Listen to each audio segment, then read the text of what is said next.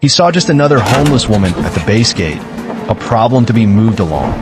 But when she met his gaze with familiar, piercing green eyes and whispered his name, his entire world fractured. The cold November rain fell in relentless sheets, slicking the asphalt of Westwind Air Force Base to a mirror of the bruised, gray sky. Inside his armored sedan, General Arthur Sterling, a man whose 4 stars were outshone only by the icy authority in his eyes, felt a familiar surge of impatience. He was late. A briefing with the Joint Chiefs was less than an hour away, and a minor commotion at the main gate was holding up his entire world. Through the rain-streaked window, he saw 2 young airmen, their uniforms soaked, speaking with a figure huddled under the meager shelter of the guardhouse overhang. A transient, clearly. It was a common enough sight, lost souls drawn to the structure and perceived security of a military installation. His standard protocol was to let his security detail handle it, to redirect the problem to the appropriate civilian channels. But today, the delay grated on him. "Sergeant, what's the holdup?" He clipped into the intercom, his voice sharp enough to cut glass. "A civilian, sir, refuses to leave. She's asking for you by name," the driver replied, his tone laced with uncertainty. That was unusual. Sterling's gaze narrowed. He wasn't a public figure in that way. He was a commander, insulated by layers of protocol and personnel. He gestured impatiently. "I'll handle it." Stepping out of the car, the frigid air hit him like a physical blow. The airmen snapped to attention, their expressions a mixture of relief and anxiety. "Sir, we've tried to explain," one began. "Stand down," Sterling commanded, his eyes fixed on the woman. Her back was to him. She was thin, almost skeletal, wrapped in a stained, oversized coat that did little to ward off the biting wind. Her hair, once of vibrant gold, was now a dull, matted mess plastered to her pale cheeks. She looked like 1,000 other forgotten people on 1,000 other rainy days. A problem. An inconvenience. "Ma'am," he began, his voice devoid of warmth. "This is a restricted federal installation. Whatever assistance you require, you'll find it in town." The woman didn't move for a long moment. Then, slowly she turned, and the world stopped. It wasn't just the face, though it was a ghost of one he knew. Gaunt, and etched with a pain he couldn't comprehend. It was the eyes. They were a startling, piercing green, and in their depths, beneath the layers of exhaustion and despair, a flicker of an old, indomitable fire remained. They were eyes he had last seen through the plexiglass of a cockpit, reflecting the flames of hell itself. Her lips, chapped and pale, parted. Her voice was a dry rasp, a ghost of the confident command he remembered. "Hello, Arthur," she whispered, the sound nearly stolen by the wind. "Remember Operation Serpent's Coil?" The name struck him with the force of a physical impact. It was a mission classified to the highest levels, a memory seared into his soul, a nightmare he had buried for 15 years. And, standing before him, a specter in the rain, was the pilot who had flown him out of it. Captain Maya Viper Callahan, his savior, now a stranger at his gate. 15 years ago, the air in the valley tasted of copper and dust. Then Colonel Arthur Sterling and his 13-man special ops team were trapped, their position compromised deep behind enemy lines. An intelligence-gathering mission had spiraled into a desperate fight for survival. Pinned down in a rocky ravine, they were surrounded, outgunned, and running out of time. The relentless crack of enemy sniper fire echoed off the canyon walls. Each shot a tick of their final clock. Air support was a fantasy. The enemy had moved in anti-aircraft batteries, turning the sky into a lethal web of fire. Command's voice over the radio was grim, clinical. "No extraction possible. LZ is too hot. ENE is your only option. Evade and escape." It was a death sentence. Sterling watched his comms specialist take a round to the shoulder, his face a mask of pain. Desperation, cold and sharp, began to set in. He was about to lose his entire team. Then, a new voice cut through the static, calm and steady amidst the chaos. "Command, this is Viper 1. I have eyes on Sterling's position. I'm going in." The response from the command post was immediate and furious. "Negative, Viper. I say again, negative. That's a suicide run. You are ordered to stand down. There was a pause, just long enough for a breath. No disrespect, sir. Maya Callahan's voice came back, devoid of any hesitation. But they don't have time. See you on the other side. She had cut communications. She was coming. Sterling and his men could only watch in a mixture of awe and terror as her HH-60G Pave Hawk appeared over the ridgeline. It wasn't flying. It was knife fighting its way through the air. She flew nap of the earth, her rotors kicking up dust and debris, using the terrain itself as a shield. Tracers, red and green, clawed at her aircraft from all sides. Explosions from rocket-propelled grenades blossomed around the helicopter like deadly flowers. It was an impossible flight, a ballet of violence and grace. She jinked and weaved, her movements precise and impossibly fast, anticipating enemy fire as if she could see the bullets before they were fired. The airframe screamed in protest. Warning lights flashed across her console. Sterling could hear the rhythmic thump-thump of rounds impacting the fuselage over the roar of the engines. The landing zone was a postage stamp of flat rock, bracketed by enemy fire. A conventional landing was impossible, so Maya didn't perform one. She brought the Pavehawk in on a controlled crash, slamming the skids onto the rock with a bone-jarring impact that sent shrapnel flying. The aircraft was crippled, but it was down. You have 60 seconds. Go! Her voice boomed over the helicopter's external speakers, cutting through the din of battle. Sterling and his men, some wounded, scrambled aboard. The air was thick with the smell of ozone, cordite, and hot metal. As the last man was dragged inside, Maya was already spooling the engines for takeoff. The helicopter shuddered, protesting as she forced the damaged machine back into the air. It lifted off sluggishly, a wounded beast rising from its lair. The ascent was even more hellish than the approach. The enemy, enraged, threw everything they had at them. The cockpit glass spiderwebbed. Hydraulic fluid sprayed across the cabin. One of the engines coughed, sputtered, and then caught fire, trailing a thick plume of black smoke. But Maya Callahan flew on. She wrestled with the controls, her face a mask of intense concentration, her green eyes blazing. She flew that dying bird through a storm of fire and steel. Her skill and sheer force were the only things keeping them airborne. They cleared the ridge, leaving the valley of death behind them. The helicopter limped for another 10 miles before the second engine gave out. Maya auto-rotated them down into a rough landing in friendly territory, a final, violent arrival that knocked the wind out of everyone but killed no one. When the dust settled, Sterling stumbled towards the cockpit. Maya was slumped in her seat, her flight suit soaked in sweat, her hands still gripping the controls. She had saved 14 lives. She had done the impossible. She was a hero. The general's office was a sanctuary of order and achievement. Polished mahogany, commendations in neat frames, and a scale model of an F-35 fighter jet on the corner of his desk. It was a world away from the chaos at the gate and the hell of Serpent's Coil. Maya sat stiffly in a leather chair, a steaming mug of coffee untouched in her trembling hands.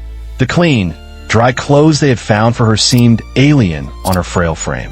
"Maya, talk to me," Sterling said, his voice softer now, stripped of its command authority and filled with a pained confusion.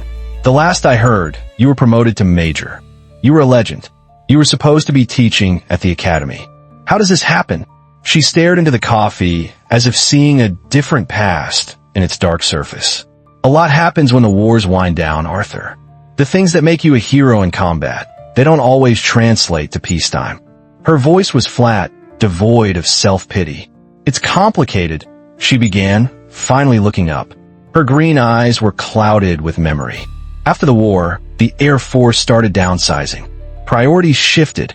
Combat flight hours became less important than budget reports and safety statistics.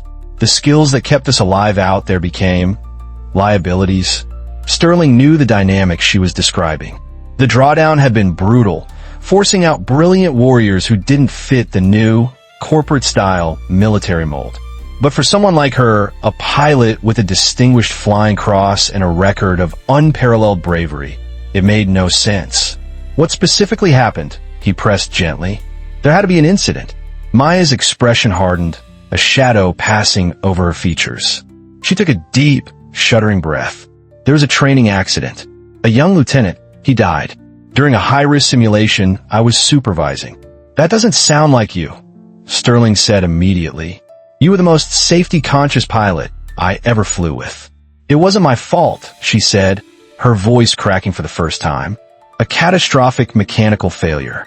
A faulty rotor blade that passed inspection. The kid never had a chance. She paused, gathering herself. But it happened on my watch. I designed the training program. In the post-war environment, with the budget cuts, they needed a scapegoat.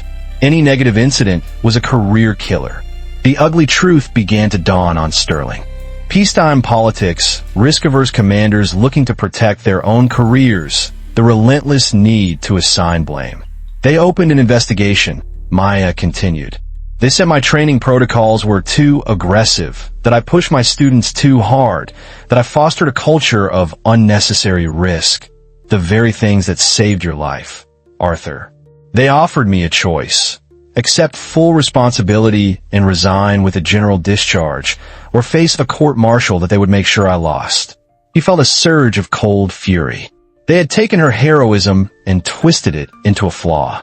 So you took the deal to avoid a court-martial?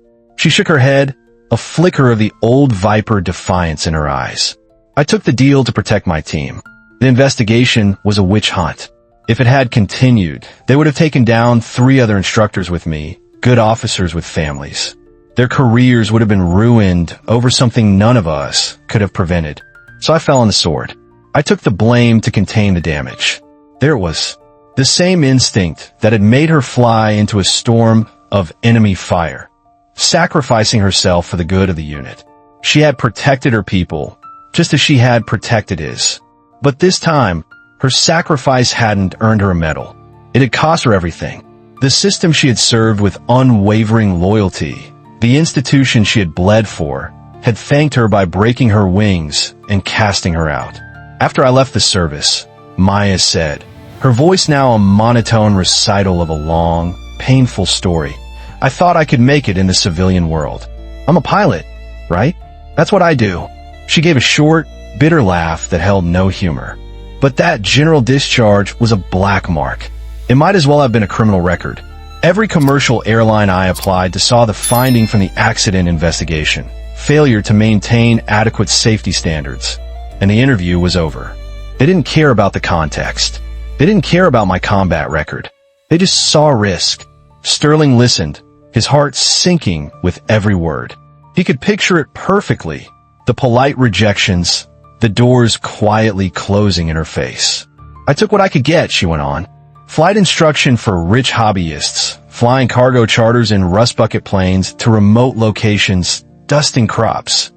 Anything to stay in the air. But the pay was terrible, the hours worse.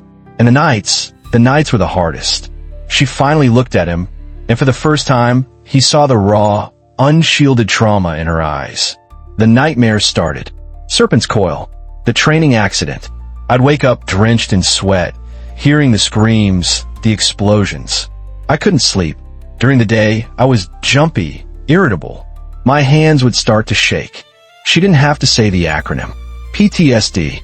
The hidden wound of war that festers long after the physical scars have healed. I started drinking, she admitted, her gaze dropping back to the mug. Just to quiet the noise in my head. Just to get a few hours of peace. At first it worked, but then it started to take over. I made some bad financial choices. Invested in a friend's charter business that went bust. Got behind on bills. The spiral accelerated. A failed medical exam due to high blood pressure and signs of alcohol abuse cost her the pilot's license. That was the final blow. Without the sky, she had nothing. When you can't fly, you can't work. When you can't work, you can't pay rent, she said simply. I lost the apartment. The car was repossessed a few weeks later. I tried reaching out to a few friends from the service, but I was so ashamed. What could I say? Hey, remember the hero pilot? She's about to be homeless. So I just disappeared. He listened in stunned silence as she described the last 3 years. A blur of shelters, soup kitchens, and sleeping in bus stations. Moving from one city to the next. Hoping for a break that never came. Becoming more and more invisible with each passing day. "Why here, Maya?" he finally asked, his voice thick with emotion. "Why now?" She looked up, and her green eyes, though filled with pain, held a sliver of desperate hope. "I saw an article online. It said you were the new commander at Westwind, and I thought maybe one person in the world would remember who I used to be. I hope you would see me, and not just this." She gestured weakly at her worn clothes. "I'm not looking for a handout, Arthur. I'm just so tired of being nothing." Her words hit him harder than any bullet ever had. The woman who had saved his life had been fighting a 15-year war all on her own, and she was losing. Her appearance at his gate wasn't a surrender. It was her last stand. A storm of emotions raged inside General Sterling. Fury at the injustice, profound sadness for the friend he had failed, and a crushing weight of responsibility. He had built a career on honor and loyalty, yet the person to whom he owed his greatest debt had been utterly abandoned. This was more than just helping an old comrade. It was a matter of restoring a fundamental balance to his universe. It was about repaying a debt that could never truly be settled. He stood up and walked to the window, looking out at the rain that was finally beginning to subside. He saw not just Maya's reflection in the glass, but his own, and the 4 stars on his collar suddenly felt impossibly heavy. "What they did to you," he said, his voice low and dangerous, "was a betrayal. Not just of you, but of everything we're supposed to stand for." He turned back to face her, his decision made. The ice was gone from his eyes, replaced by a burning resolve. "This ends now, Maya. Your fight is over. I've got from here." Maya looked up, startled by the sudden shift in his demeanor. The general was gone. In his place was the colonel she had served with, the leader who never left a soldier behind. "Arthur, I'm not asking you to break any rules or risk your career," she said weakly. "This isn't about breaking rules," he countered, his voice ringing with authority. "It's about making the system work the way it was intended to. You are a decorated combat veteran who is owed care, respect, and a pathway back. I'm just going to make sure the bureaucracy remembers that." He moved to his desk, his actions swift and precise. He wasn't just making promises. He was launching an operation. "First, we get you proper medical care. I'm calling the director of the VA hospital myself. You'll get a full physical and psychological evaluation from the best doctors they have. No waiting lists, no red tape." He picked up the phone. "Second, housing. You'll be staying in the base's VIP quarters until we secure you a permanent apartment through the Veterans Affairs Supportive Housing Program. You will not spend another night on the streets." He began dialing, but paused, his eyes meeting hers. "And third, and most importantly, we're going to clear your name. I'm going to petition the Board for Correction of Military Records. I'll submit a full testimonial about Operation Serpent's Coil. I will find the other men from my team. We will all testify. We're going to get that general discharge upgraded to honorable. It might take time, but I will not stop until it's done." For the first time since she had arrived, a single tear traced a clean path through the grime on Maya Callahan's cheek. It wasn't a tear of sadness, but of overwhelming, disbelieving relief. The hope she had barely dared to carry to his gate was no longer a flicker. It was a flame. Sterling spoke into the phone, his voice calm but unyielding, the voice of a 4-star general who would not be denied. As Maya listened, she realized he was doing for her what she had once done for him. Flying straight into an impossible situation, armed with nothing but skill and an unwavering refusal to accept defeat. The following year was a grueling campaign fought not on a battlefield, but in clinics, offices, and therapy sessions. Maya confronted her demons with the same tenacity she had once used to fly through enemy fire. With General Sterling clearing the bureaucratic obstacles, she had access to top-tier medical and psychological care. The road was not easy. There were setbacks, moments of doubt, and the lingering ghosts of trauma. But for the first time in years, she wasn't fighting alone. True to his word, Sterling was relentless. He marshaled testimonials from every surviving member of the team she had rescued. He used his influence to expedite her case with the board. 9 months after she walked up to his gate, an official letter arrived. Her record was corrected. Her discharge was officially and retroactively listed as honorable. Her wings had been restored.